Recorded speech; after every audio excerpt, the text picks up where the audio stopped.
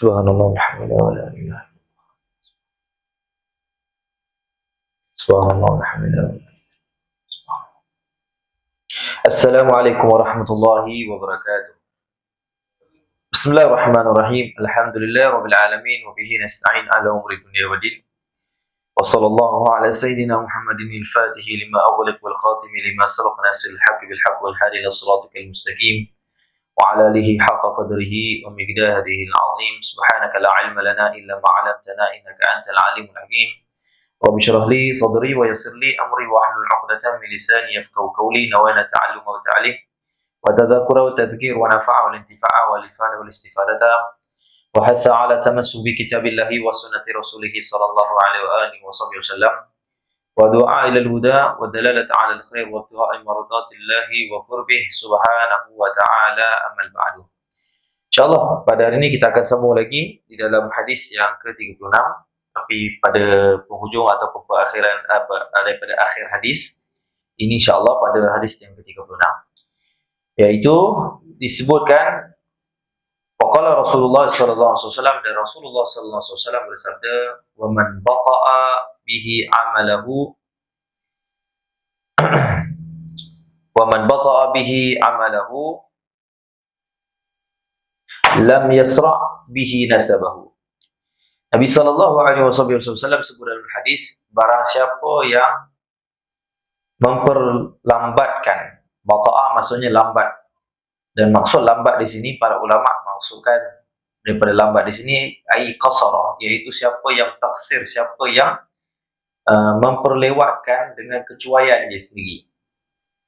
Bihi amalahu, yakni dengan beramal. Siapa yang memperlewatkan beramal, ataupun barang siapa yang melambatkan amalan, ataupun siapa yang cuai bila hidup di dunia, maka dia tidak beramal. Itu maksudnya.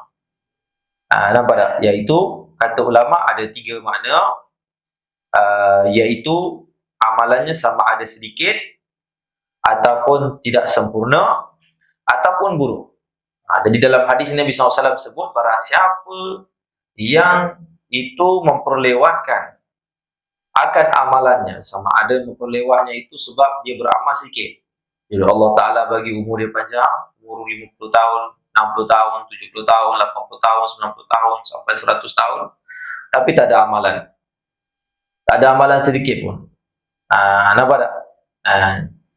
Sedikit amalan. Nampak tak? Jadi Allah Ta'ala panjangkan umur dia, sedikit amalan. Kata Nabi SAW, lam yusra' bihi nasabahu, nescaya tidak akan dapat mempercepatkan, nampak tak?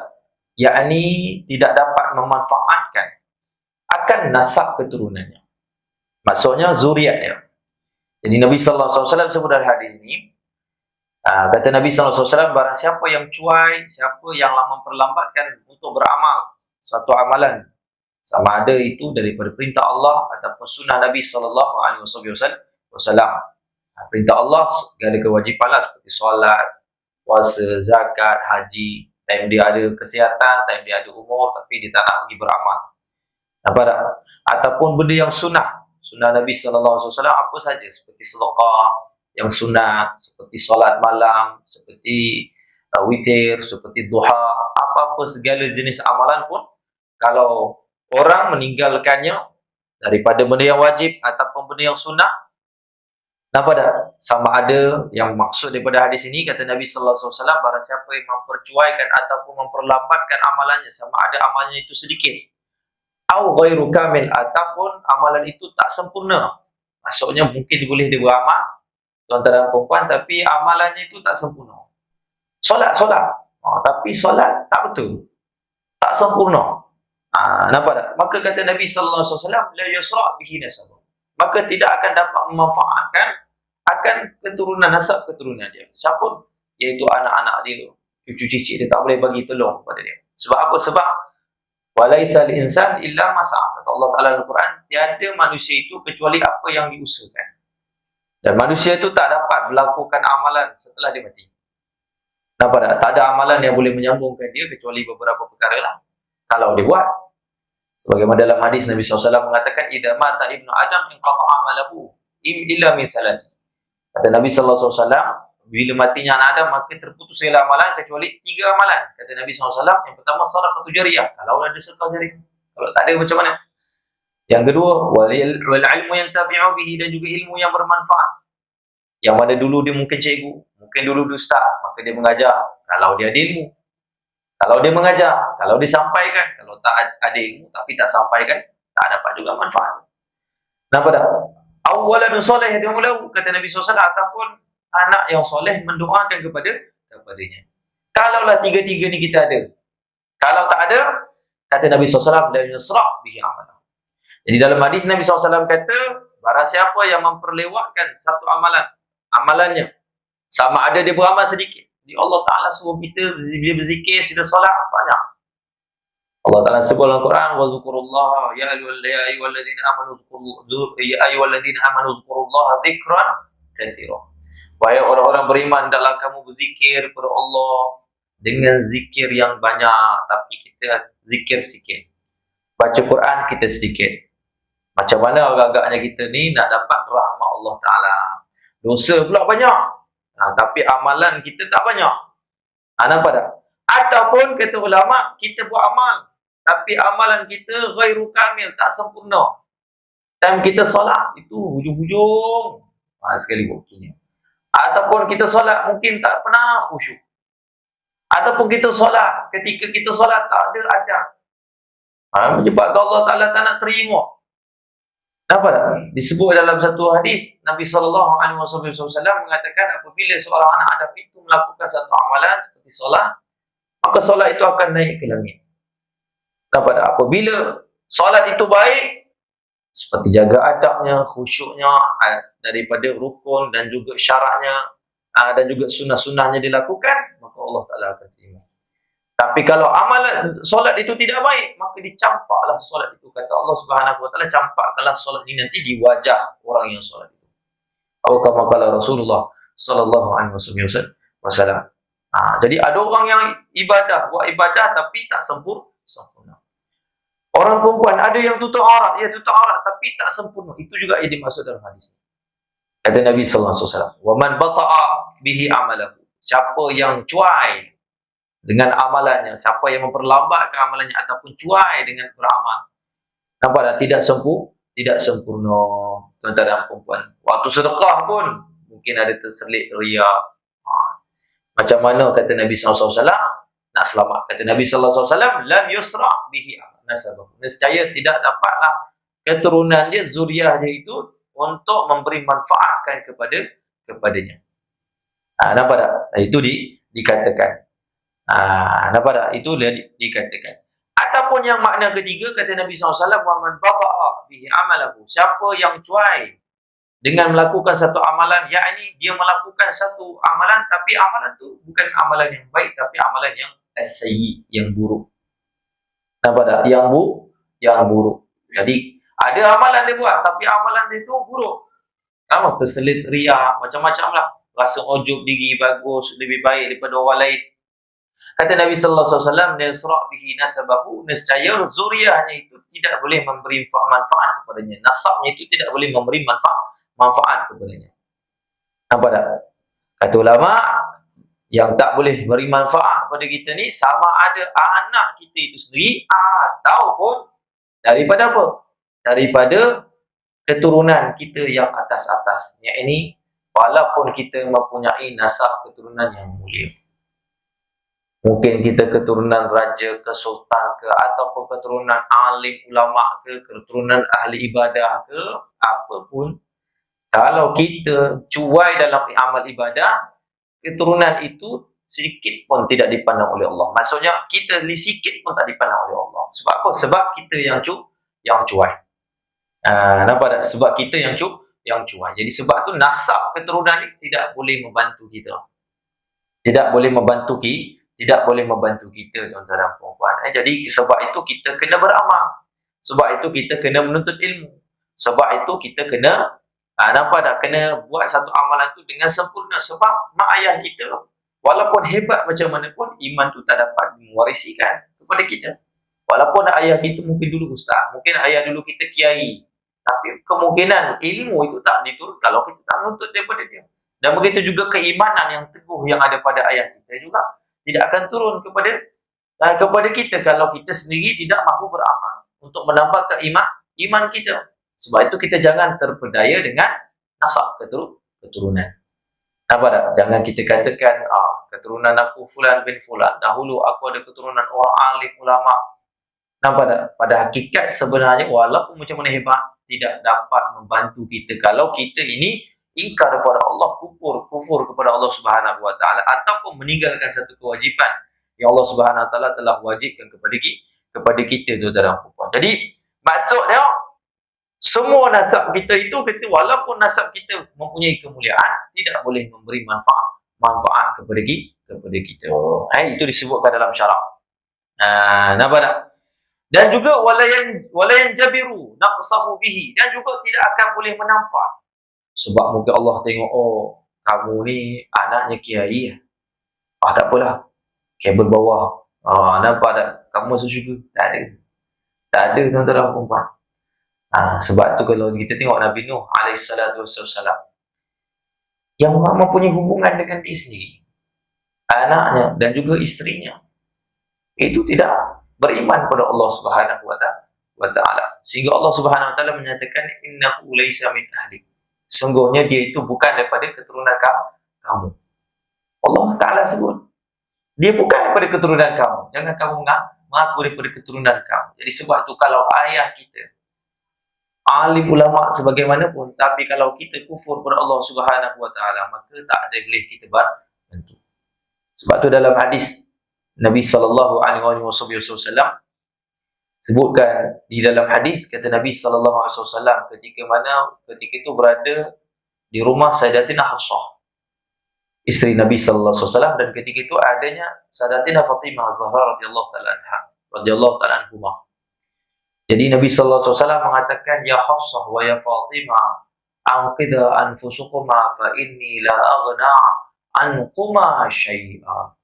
Wahai Hafsah dan juga wahai Fatimah, selamatkanlah diri kamu.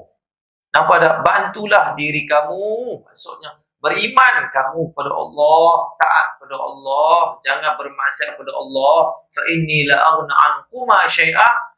Kerana sungguhnya aku ni tidak boleh membantu kamu sedikit pun. Kalau kamu kufur kepada Allah Subhanahu wa Ta'ala, maka tak boleh untuk seorang itu, Nabi sallallahu alaihi wasallam tu bantu. Jadi sebab itu kita lihat Nabi sallallahu alaihi wasallam itu banyak bersedih. Disebut dalam Syama'il Muhammadiyah, Nabi sallallahu alaihi wasallam itu mutawasilul ahzan. Orang yang sentiasa bersambung-sambung sedih dia. Bersambung-sambung sedih dia. Di antara kata ulama, sambung sedih sebab memikirkan umat. Sebab ada umat Nabi sallallahu alaihi wasallam, walaupun Nabi SAW sayang dan kasih kepada mereka macam mana pun sekali, hatta ahli keluarga dan kerabat baginda Nabi SAW sendiri, Nabi SAW tak boleh nak selamatkan mereka. Sebab itu Allah Ta'ala sebut dalam Al-Quran, innaka la tahdi man ahbabta walakinallaha yahdi man yasha. Sungguhnya Nabi Muhammad, kamu tidak boleh memberi hidayah kepada siapa yang kamu suka. Walakinallaha yahdi man yasha, tetapi Allah lah yang memberikan hidayah kepada siapa yang dia nak, walaupun dari keluarga kamu. Jadi sebab tu Nabi SAW pun tak boleh bantu kalau kita sendiri tak nak jaga diri kita. Kita sendiri tak nak beramal, kita sendiri melakukan kemungkaran sehingga mendatangkan kemurkaan Allah Subhanahu wa Ta'ala dengan sebenar-benar murka. Ketika itu apa yang boleh menyelamatkan kita, tuan-tuan? Tak ada siapa yang boleh menyelamatkan kita, tuan-tuan. Jadi sebab tu kita jangan tertipu dengan nasab keturunan. Walaupun kita darah datang daripada keturunan yang mulia, anak imam ke, anak bilau ke, ataupun kita mempunyai nasab-nasab yang mulia dinisbahkan kepada para ulama ataupun daripada pemimpin sekalipun, Allah Subhanahu wa Ta'ala tidak memandang sedikit pun kemuliaan pada nasab kita. Sebab Allah Ta'ala sebut, inna akramakum 'indallahi atqakum. Sesungguhnya yang paling mulia di kamu di sisi Allah Subhanahu wa Ta'ala adalah orang yang bertakwa di kalangan kamu. Jadi orang-orang yang mempunyai nasab mulia, kalau tak beriman kepada Allah, tidak boleh diselamatkan Hatta Nabi sallallahu alaihi wasallam tak boleh selamatkan kepadanya, tuan-tuan dan puan. Kalau dia mencampakkan dirinya itu dalam kemurkaan Allah Subhanahu wa taala dan Allah Taala murka, bagaimana untuk Nabi sallallahu alaihi wasallam itu juga membantu kepada mereka untuk masuk ke dalam syurga. Bagaimana ayahanda mereka, walaupun mereka adalah di kalangan para ahli ulama sekalipun, tak boleh membantu kepada mereka. Jadi sebab itu kata Imam Ad-Dumyati, walain jabir naqsahu bihi. Siapa-siapa yang cuai dalam amalan, sama ada dia beramal sikit ataupun beramal tapi amalannya tak sempurna, nampak tak, cacat merbah, ataupun dia beramal tapi amalannya buruk sekali, nampak tak, maka ketika itu kata Imam Dumyati, walain jabir naqsahu bihi, nescaya keturunan nasab, walaupun dia mempunyai nasab yang mulia, tidak mampu untuk menyelamatkan dia di yaumil qiyamah. Nampak tak? Fala yalhaqahu bi ratbati ashabil a'mal kamilah. Nampak tak? Dan tidaklah, kata Imam Dumyati, dia akan dapat untuk mendapatkan rutbah ashabul amal kamilah, dapatkan amalan ataupun darjat seperti amalan-amalan orang-orang yang sempurna, tak akan dapat. Maksudnya kita ni hidup di dunia terhad. Allah Subhanahu wa taala berikan kepada kita waktu yang cukup. Nampak tak? Allah Taala bagi kita waktu cukup, tuan-tuan dan puan. Apabila kita telah pun meninggal dunia, kalau kita berharap bahawasanya nanti di yaumul qiyamah Allah akan bagi kita amalan itu, tak akan dapat. Itu disebutkan dalam kitab ni, tuan-tuan dan puan. Sebab apa? Sebab kita tak amal. Sebab kita tak beramal, walaisa lil insan illa ma sa'a, dan tidak adalah usaha dan tidak ada apa yang bagi manusia kecuali apa yang diusahakan. Jadi apa yang kita usaha, itu yang kita dapat. Kamana turidu, dan kata Nabi SAW, sebagaimana kamu buat, kamu akan diperlakukan. Sama ada Allah akan bayar ganjaran yang dahsyat-dahsyat kepada kamu kalau amalan itu baik. Kalau amalan itu buruk, Allah Taala akan ganjarkan amalan-amalan yang ganjaran-ganjaran yang buruk, ataupun daripada azab-azab Allah Subhanahu wa taala yang buruk. Jadi sebab tu kita kena ubah mindset kita, walaupun kita mempunyai keturunan mulia, tidak ada boleh menyelamatkan kita. Nampak tak? Sehingga Nabi SAW sendiri tidak boleh menyelamatkan ahli keluarganya, hatta kepada Hafsah dan juga kepada Fatimah. Nabi SAW kata, aku tak boleh selamatkan kamu kalau kamu kufur kepada Allah. Kalau kamu kufur kepada Allah, aku tak boleh selamat. Jadi sebab tu kita kena istiqamah buat baik. Istiqamah di atas iman itu tak ada buat. Sebab di yaumul qiyamah, ahli keluarga kita, Allah Taala cerita dalam Quran. Kata Allah Subhanahu wa taala, yauma yafirru mar'u min akhi. Pada hari tersebut seseorang itu akan lari daripada saudaranya, wa ummihi wa abi.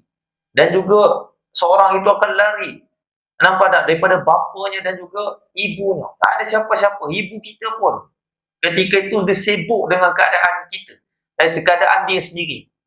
Sebab itu Aisyah radhiyallahu taala anha menyatakan, apabila Nabi SAW sebut, apabila kamu nanti di yaumul mahsyar semuanya dibangkitkan, kata Nabi SAW, dibangkitkan dalam keadaan tidak berpakaian, orang-orang lelaki dibangkitkan dalam keadaan tidak berkhatam. Sedia ada, begitu orang perempuan. Maksudnya semula jadi balik macam manusia biasa. Belum ada apa-apa berubah pada dia. Maka kata Aisyah radhiyallahu taala, ya Rasulullah, kata Aisyah, ya Rasulullah, kalau begitu ya Rasulullah, malulah kami ya Rasulullah, aurat kami dilihat. Kata Nabi SAW, pada hari itu semua manusia sibuk dengan urusan mereka sendiri. Tak ada sempatlah nak tengok fulan bin fulan punya ke, tunya ke, jiran kita ke, tak ada ke, ayah kita sendiri pun kita tak tengok. Kita tak fikir ketika itu. Itu yang Allah kata, yauma yafirru mar'u min akhi. Apa dah? Wa ummihi wa abi wa sahibatihi wa bani. Dan juga sahabat dia yang dulu baik-baik dengan kita macam mana pun. Wa bani. Dan juga anak lelaki dia yang dulu kita duk sanjung anak lelaki kita, ada PhD, ada doktor, ada ni, ada tu, ada ni, gaji besar, apa semua. Ingat tuan-tuan dan puan, yaumul qiyamah tak ada siapa boleh selamat kita. Jadi sebab tu kita kena fikir diri kita. Sebelum kita nak fikir orang lain juga, kita kena fikir diri kita. Nampak tak? Kita kena fikir diri kita untuk beramal. Jangan kita melewatkan amalan-amalan yang diwajib oleh Allah Subhanahu wa ta'ala, tuan-tuan dan puan-puan. Nampak tak? Jadi sebab itu tuan-tuan dan puan-puan, kalau kita ada kesempatan ni, Allah Ta'ala bagi cukup umur kita. Sebab itu Allah Ta'ala sebut dalam Quran, ketika mana nanti orang-orang yang sudah masuk mereka itu di yaumul qiyamah, maka ketika itu mereka meminta kepada Allah Subhanahu Wa Ta'ala agar dikembalikan kepada Allah. Maka Allah jawab kepada mereka, kata Allah, awalam nu'ammirkum man yatadhakkaru fihi man tadhakkar. Bukankah aku dah mengimarahkan kamu, menghidupkan kamu, mengumurkan kamu? Nampak tak? Yang mencukupi. Kata ulama tafsir, awalam nu'ammirkum, maksudnya awalam nakfikum a'marakum. Apakah tidak kami telah mencukupkan umur kamu? Jadi umur kita 50 tahun, 60 tahun, Allah jemput kita, sebenarnya cukup amalan itu untuk mendapat redha Allah. Cukup untuk mendapat rahmat Allah Subhanahu wa ta'ala. Cuma sebab taksir kita, sebab malas kita, sebab kita ni cinta kepada dunia, sehingga kita mengalpakan benda yang wajib, ataupun kita melalaikan diri kita untuk memperbanyak amalan daripada yang sunnah, ataupun kita lalai diri kita sendiri dengan kita banyak melakukan dosa ataupun suatu kemungkaran, maka ketika itu tak ada siapa yang boleh selamatkan kita. Itu dalam hadis ni yang Nabi SAW sebutkan, tuan-tuan dan puan-puan. Nampak tak? Jadi kita fikirlah, tuan-tuan dan puan-puan, Allah Ta'ala bagi umur kita cukup, tuan-tuan dan puan-puan. Awalam nu'ammirkum man tadhakkara fihi man tadhakkar. Tidakkah kami telah mencukupkan umur kamu? Nampak tak? Yang mana umur kamu cukup untuk kamu beramal soleh, cukup untuk kamu dapat masuk syurga Allah Subhanahu wa ta'ala dengan amal-amal soleh tersebut, meraih rahmat Allah Subhanahu wa ta'ala. Nampak tak? Yang mana telah diperingatkan kamu, kata Allah. Allah dah bagi peringat kepada kita. Nabi dah datang. Para ulama dah datang negara kita, tempat kita. Mufti bukan tak ada, ada mufti. Ada alim ulama, tuan-tuan guru, ada madrasah, ada para asatiza, ada majlis ilmu. Subhanallah, cukup lengkap tempat kita. Tapi kita masih kurang lagi menuntut ilmu. Tapi kita masih kurang lagi untuk beramal ibadah. Nampak tak? Man tadhakkar. Nampak tak? Dan juga telah kami peringat kepada kamu dengan peringatan. Ada ulama tafsir dengan peringatan itu maksudnya apa? Iaitu uban. Ada ulama tafsir uban. Maksudnya apa? Dah sampai waktu umur kamu tua. Nampak tak? Sebab itu dalam satu riwayat menyatakan bahawasanya Nabi SAW bertanya kepada malaikat maut. Mengatakan, wahai malaikat maut, berikan aku tanda bahawasanya apakah tanda seorang itu sudah pun hampir dengan ajalnya.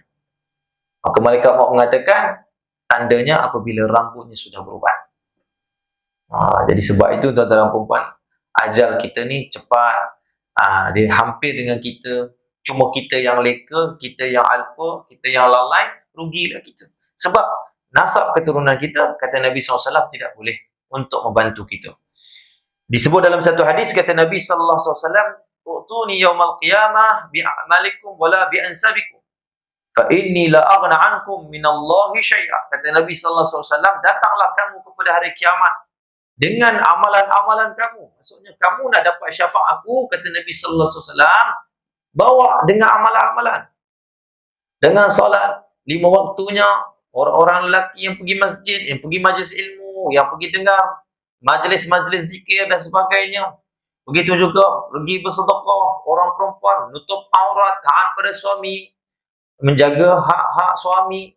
Nampak tak? Begitu juga menjaga kehormatan dirinya, menjaga harta suami. Itu semua yang Allah Ta'ala tuntutkan. Datangkan dengan amalan itu. Nak dapat syafaat Nabi, kata Nabi SAW, kamu kena bawa amalan-amalan itu, kata Nabi SAW. La bi'ansabikum, kata Nabi SAW, bukan kamu datang dengan aku dengan nasab keturunan.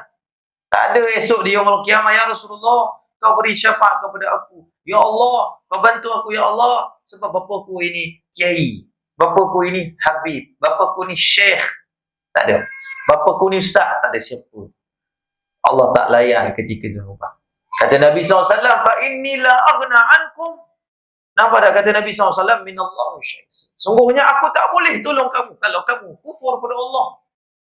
Kalau kamu sendiri taksir, kalau kamu malas, untuk solat, untuk menutup aurat, Nabi SAW tak boleh bantu. Nabi SAW tak boleh bantu terbang. Kalau Allah tak beri izin pada orang itu, kepada Nabi SAW itu untuk memberi syafaat kepada orang itu. Wa na'udzubillah min zalik, tuan-tuan dan puan. Sebab itu ada satu kalam Imam Ghazali rahimahumullah untuk kita beri kesadaran bahawasanya kita ni, tuan-tuan dan puan, akan kembali kepada Allah dengan diri kita sendiri. Kata Imam Ghazali radhiyallahu ta'ala, man zanna annahu yanju bi taqwallahi abihi kaman kana kaman zanna annahu yashba'u bi akli abihi wa yarwihi bi syurbihi. Nampak? Kata Imam Al-Ghazali radhiyallahu ta'ala anhu rahimahumullah, dia katakan barang siapa yang menyangka bahawasanya dia mampu terselamat di yaumul qiyamah kerana ketakwaan bapanya, maksudnya keturunan moyang dia ke, datuk dia ke, ataupun bapanya, kaman zanna annahu yashba' bi akli abihi, maka ianya seperti seorang yang menyangka dia akan kenyang apabila bapa dia makan, dan juga apabila bapa dia minum. Ayah kita kalau minum, mana boleh kita hilang dahaga? Kita kena minum juga. Kita hilang dahaga, tuan-tuan dan puan. Itu kata Imam Ghazali.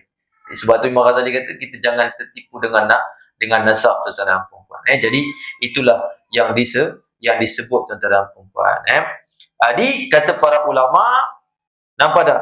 Nasab keturunan itu tidak boleh memberi manfaat kalau kita bercuai ataupun kita bermaksiat pada Allah Subhanahu Wa Taala, ataupun kita kufur pada Allah Subhanahu Wa Taala. Wa na'udzubillah min zalik, tuan-tuan dan puan. Adapun maksud daripada hadis ini, sekiranya kalau tidak mendapat keizinan rahmat pada Allah Subhanahu Wa Taala. Nampak tak? Adapun kalau seorang itu mendapat keizinan rahmat daripada Allah Subhanahu Wa Taala dengan asbab syafaat bagi Nabi Muhammad sallallahu alaihi wasallam, sudah pasti orang tersebut boleh masuk syurga. Sebab Nabi SAW mengatakan, syafaati li ahli kabair min ummati. Kata Nabi SAW, aku boleh memberi syafaat kepada umat aku, mereka yang melakukan walaupun dosa-dosa besar. Tapi kata ulama, jangan kita menganggap hadis ini, bolehlah lepas ni kita nak buat dosa besar, bolehlah lepas ni kita nak pergi berzina, bolehlah lepas ni kita nak pergi minum arak, bolehlah lepas ni kita nak pergi main riba, bolehlah kita nak pergi main judi. Nabi SAW boleh selamatkan kita, tuan-tuan dan puan. Tapi kata para ulama, nak dapat syafaat bagi Nabi Muhammad sallallahu alaihi wasallam itu pun pasti ada taubat dan penyesalan. Tapi kalau orang itu dia tidak ada taubat dan tidak ada penyesalan, ketika kehidupannya penuh dengan melakukan kezaliman, Nabi SAW tidak akan memberi syafaat kepada orang ini. Sebab itu dalam satu hadis riwayat, ketika mana baginda Nabi SAW nak memberi syafaat kepada umatnya nanti di yaumul qiyamah, maka ketika itu datang malaikat Allah Subhanahu Wa Taala, perintah oleh Allah Subhanahu Wa Taala mengatakan bahawasanya, wahai Nabi Allah, Nabi Muhammad, jangan kau syafaat fulan ini. Maka kata Nabi Muhammad, kenapa? Maka kata malaikat tersebut, Allah Subhanahu Wa Taala mengatakan bahawasanya orang ini dia melakukan sesuatu perkara yang dahulunya engkau tak tahu setelah wafat engkau, ya Rasulullah. Maksudnya dia menyalahi baginda Nabi Muhammad sallallahu alaihi wasallam. Dia mengaku sebagai umat Nabi sallallahu alaihi wasallam, tapi pada hakikat dia adalah orang yang benci dengan sunnah Nabi. Dia adalah orang yang benci dengan apa yang disuruh oleh baginda Nabi Muhammad sallallahu alaihi wasallam. Nampak tak? Jadi orang-orang macam ni tidak boleh dapat syafaat baginda Nabi Muhammad sallallahu alaihi wasallam. Jadi bukan semua dapat syafaat baginda Nabi sallallahu alaihi wasallam. Sebab itu kita kena beramal. Orang yang tertipu saja, orang yang menyangka bahawasanya syafaat Nabi SAW dapat juga insya-Allah sebab kita umat baginda Nabi Muhammad sallallahu alaihi wasallam. Nampak tak? Jadi sebab itu, tuan-tuan dan puan, itu semua itu di atas keizinan Allah Subhanahu wa ta'ala, tuan-tuan dan puan. Jadi sebab itu Allah Taala sebut dalam Quran, yauma la yanfa'u malun wala banun illa man atahallahu biqalbin salim. Kata Allah Subhanahu wa ta'ala, pada hari itu tidak ada yang boleh memberi manfaat, baik pada harta seorang, kerajaan dia dulu ke, apa ke, kekayaan yang apa dia ada ketika hidup di dunia, wala banun, dan begitu juga anak-anak lelaki mereka, illa man atallahu biqalbin salim, kecuali orang yang datang kepada Allah Subhanahu wa ta'ala dengan hati yang bersih. Jadi para ulama membahaskan, di antaranya Imam An-Nasafi menyatakan bahawasanya nasab itu tidak boleh bermanfaat itu pada hak orang-orang kafir. Orang-orang kafir. Jadi ada pun orang-orang yang beriman, maka Allah Subhanahu Wa Taala telah mengecualikannya. Maksudnya itu pun mesti dalam lingkungan izin Allah Subhanahu Wa Taala. Kalau Allah Taala kata aku tak nak juga orang ini masuk ke dalam neraka walaupun kamu nak tolong dia. Sebab Allah Taala lebih mengetahui daripada siapa-siapa pun, walaupun ayah dia nampak tak itu dinobatkan sebagai orang ahli syurga, masuk dalam ahli syurga. Anak dia nak memberi syafaat. Kerana kata para ulama, orang-orang soleh juga boleh beri syafaat. Cuma kalau tak ada izin daripada Allah tak boleh juga. Sebab apa? Sebab mungkin nampak tak, dalam keadaan dia itu penuh, tidak ada adab dengan Allah, jahat. Mungkin Allah nak beri dia azab juga disebabkan mungkin kezaliman yang dilakukan pada hamba-hamba Allah Subhanahu Wa Taala. Maka tidak boleh selamatkan dia tuan-tuan dan puan. Nampak tak? Jadi orang yang beriman, ya betul, ianya boleh beri syafaat juga. Siapa yang boleh beri syafaat orang beriman? Nabi-nabi. Kata Nabi SAW, yushfa' min ummati yaumal qiyamah salasa. Yang boleh memberi syafaat pada umat aku itu 3 golongan pada hari kiamat. Yang pertama, al-anbiya, para nabi. Yang kedua, asyuhada, para syuhada, orang-orang yang mati syahid. Orang yang mati syahid, kata Nabi SAW dalam hadis mafhumnya, dia boleh memberi syafaat kepada 70 ahli keluarga dia. 70 orang, tuan-tuan dan puan-puan. Subhanallah. Jadi sebab tu kalau kita tengok di Palestin, para mujahidin mereka itu semua berebut-rebut untuk dapat syahid. Begitu juga sahabat baginda Nabi SAW. Boleh bagi syafaat 70 orang. Bayangkan tuan-tuan dan puan-puan. Semuanya boleh masuk syurga. Subhanallah. Itu kelebihan orang mati syahid. Yang ketiga, al-ulama, para alim ulama. Jadi para ulama boleh bagi syafaat, ya boleh bagi syafaat, tetapi semua itu juga dilihat oleh Allah Subhanahu Wa Taala, ditimbang oleh Allah Subhanahu Wa Taala. Kalau dia itu bertauhid kepada Allah, masih ada iman, boleh. Dan kalau dia itu mungkin ada dosa, tetapi mungkin ada amalan-amalan yang baik, Allah tengok, tak apa, kamu boleh syafaat dan masuk ke dalam syurga Allah Subhanahu Wa Taala, tuan-tuan dan puan-puan. Jadi sebab itu tuan-tuan dan puan-puan, kita ni tuan-tuan dan puan-puan, janganlah kita terperdaya dengan nasab keturunan kita sehingga kita tidak mahu beramal. Nampak tak? Okey. Mungkin kita tertanya, ya Ustaz, kalaulah seorang itu bernasab keturunan Rasulullah SAW, takkan Allah nak campak juga masuk dalam api neraka? Nampak tak? Takkan Allah nak campak juga dalam api neraka? Maka kata para ulama, nampak tak? Benda ni tidaklah mustahil bagi Allah Subhanahu Wa Taala. Sebab Allah Taala itu wajaizun fi haqqi jaizun bi'adlihi wa 'adlihi tarku likulli mumkinin ka fi'lihi. Itu akidah kita. Allah Taala itu dia harus, perbuatan dia tu tak ada siapa yang boleh mewajibkan, walaupun dia keturunan Rasulullah pun, Allah wajib masuk dalam masuk dalam syurga Allah. Tak boleh kita katakan macam tu. Jadi kita katakan orang-orang yang keturunan Rasulullah sallallahu alaihi wasallam, contoh ada cucu cicit baginda Nabi sallallahu alaihi wasallam yang bermaksiat kepada Allah Subhanahu Wa Taala. Nampak tak? Apakah dia boleh masuk ke dalam api neraka? Kata ulama, boleh. Berdasarkan hadis yang tadi saya baca, Nabi SAW melepas tangan kalau Hafsah dan juga Fatimah itu kufur kepada Allah Subhanahu Wa Taala. Cuma kata para ulama, adapun daripada keturunan baginda Nabi sallallahu alaihi wasallam, kebanyakannya itu dipelihara oleh Allah. Kebanyakannya dipelihara oleh Allah Subhanahu Wa Taala. Kebanyakannya. Jadi tidaklah mereka itu menjadi orang yang kufur kepada Allah Subhanahu Wa Taala. Ya, kalau melakukan dosa besar, ya mungkin ada. Kalau melakukan dosa-dosa besar, itu mungkin ada. Nampak tak? Tapi kalau nak kufur itu, kata para ulama, Allah Subhanahu Wa Taala biasanya akan memelihara mereka, tuan-tuan dan puan-puan. Sebab dalam satu hadis, Nabi sallallahu alaihi wasallam sebutkan dalam satu hadis, menyatakan wa'adani rabbi fi ahli baiti man aqara minhu bitauhid. Apa dak? Waliya bil balaghi alla yu'adzibahu. Disebutkan oleh Nabi SAW dalam hadis, Tuhanku telah berjanji kepadaku. Nampak tak? Tuhanku telah berjanji kepadaku. Nampak tak? Pada ahli keluargaku, siapa-siapa yang telah membenarkan tauhid ini, siapa yang Islam, syarat dia. Nampak tak? Waliya bil balagh, dan juga telah menyampaikan kepada aku bahawasanya mereka tidak akan diazab oleh Allah Subhanahu wa taala. Tidak diazab oleh Allah Subhanahu wa taala, tuan-tuan dan puan-puan. Jadi ini kita katakan, tuan-tuan dan puan-puan, itu daripada keturunan baginda Nabi Muhammad sallallahu alaihi wasallam, tapi syarat mesti ada tauhid. Tapi kalau tidak ada tauhid dan kemungkinan menzalimi daripada hamba-hamba Allah Subhanahu wa taala ataupun melakukan satu dosa-dosa besar yang mungkin tak dapat rahmat Allah Subhanahu wa taala, maka ketika itu Nabi SAW pun tidak boleh membantu kepada mereka tuan-tuan dan puan-puan. Nampak tak?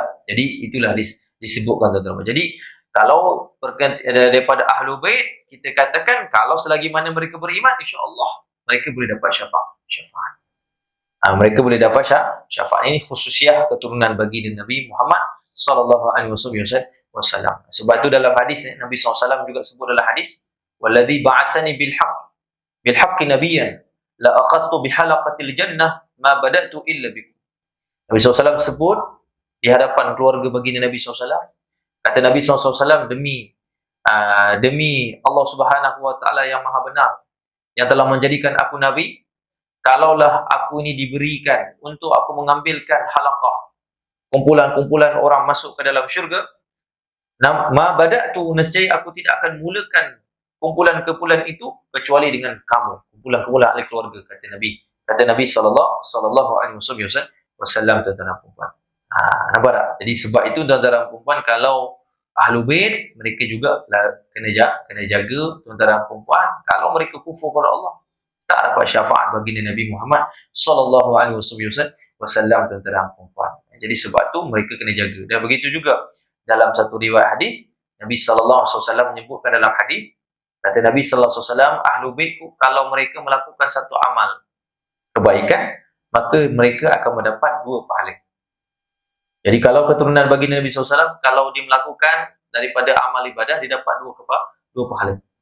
Dan sekiranya kalau dia melakukan dosa, 1 kejahatan, maka dia mendapat juga 2 kejahatan. Berbeza dengan umat Nabi SAW di kalangan orang biasa seperti kita. Jadi sebab tu Ahlul Bait lagi dia kena jaga, tuan-tuan dan puan-puan.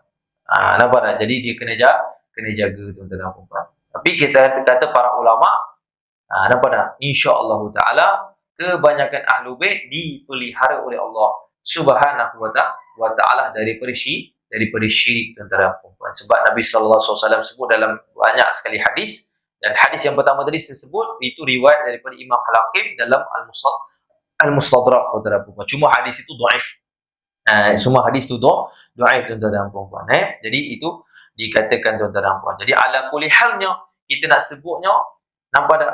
Nasab keturunan pada hakikatnya itu tidak dapat membantu kita, tuan-tuan dan puan, kecuali dengan kita beramal ibadah. Kecuali dengan kita perbanyakkan amal ibadah, kecuali kita dengan bertambah kepada Allah Subhanahu wa taala, barulah Allah Subhanahu wa taala mengampunkan dosa-dosa kita, tuan-tuan dan puan. Jadi itulah yang disebut di dalam hadis ini yang mengajar kepada kita, tuan-tuan dan puan, untuk kita sentiasa istiqamah dalam melakukan amal ibadah selagi mana nampak tak? Jasad kita ini di dalamnya ada roh, tuan-tuan dan puan. Ketika itu banyakkanlah melakukan amal ibadah, kerana waktu kematian kita itu, kata Allah Subhanahu wa taala, fa idza jaa ajaluhum la yastakhiruna sa'a wa la yastaqdimun. Apabila datang kematian mereka itu, maka tidak akan terlambat sedikit dan juga tidak akan dipercepat sedikit tepat kematian kita, tuan-tuan dan puan. Kata Allah, wa likulli ummatin ajal, dan setiap daripada umat itu adanya dituliskan ajal bagi mereka, kematian bagi mereka, tuan-tuan dan puan. Jadi kita ni perbanyakkan amal ibadah kita, disebut dalam hadis ni untuk kita sentiasa nampak tak, perbanyakkan amal ibadah dan juga bertaubat kepada Allah Subhanahu wa taala. Insya-Allah taala, mudah-mudahan Allah Subhanahu wa taala kurniakan kepada kita taubat nasuha, insya-Allah taala. Dan mudah-mudahan Allah Subhanahu wa taala jadikan kita orang-orang yang istiqamah di atas amal ibadah, insya-Allah. Dan kerana istiqamah itulah sesuatu yang paling berharga sekali. InsyaAllah ta'ala, mudah-mudahan Allah Ta'ala kurniakan kita istiqamah. Amin ya rabbal alamin.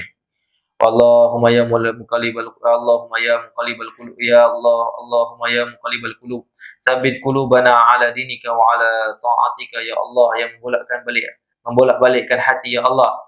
Engkaulah yang membolakkan balik hati ya Allah, maka hendaklah Engkau ya Allah sabitkan hati kami ya Allah, iman kami ya Allah di atas agamamu ya Allah, dan juga ketaatanmu ya Allah ya Rahman ya Rahim. Ya Allah, jangan Kau matikan kami kecuali kami mati dalam iman ya Allah. Jangan Kau mati kami kecuali kami dapat menyebut la ilaha illallah, sebagaimana Nabi Muhammad SAW menyebutkan, man kana fi akhir kalamihi la ilaha illallah dakhala jannah. Barang siapa yang di akhir kalamnya la ilaha illallah dakhala jannah, nescaya dia akan masuk syurga ya Allah. Allahumma ja'alna minhum. Ya Allah, jadikan kami di kalangan mereka ya Allah, dan juga seluruh ahli keturunan kami ya Allah. Janganlah Kau berikan salah seorang pun daripada keturunan kami sehingga yaumul qiyamah ya Allah mereka yang kufur kepadamu ya Allah. Dan Kau bantulah mereka ya Allah sentiasa taat padamu, dan jangan Engkau jadikan zuriat kami dari kalangan ahli maksiat ya Allah. Kami mohon kepadamu ya Allah, dengan berkah majlis ilmu ini juga ya Allah, mudah-mudahan ya Allah Kau sembuhkan segala penyakit hadirin dan hadirat ya Allah. Dan juga siapa yang mempunyai hajat, mudah-mudahan Allah Ta'ala itu sempurnakan hajatnya, Allah Ta'ala menunaikan hajat ya Allah ya Rahman Rahim. Dan juga ya Allah, Kau bantukanlah para muslimin dan muslimat yang berada di Palestin ya Allah. Allahumma ansuril Islam wal muslimin wal mujahidin fi Palestin. Allahumma ansuril Islam wal muslimin wal mujahidin fi Palestin. Allahumma ansurhum fa innaka khairun nasirin. Wassallallahu ala sayyidina Muhammadin nabiyil ummi wa ala alihi wa sahbihi wa baraka wa sallam. Walhamdulillahi rabbil alamin.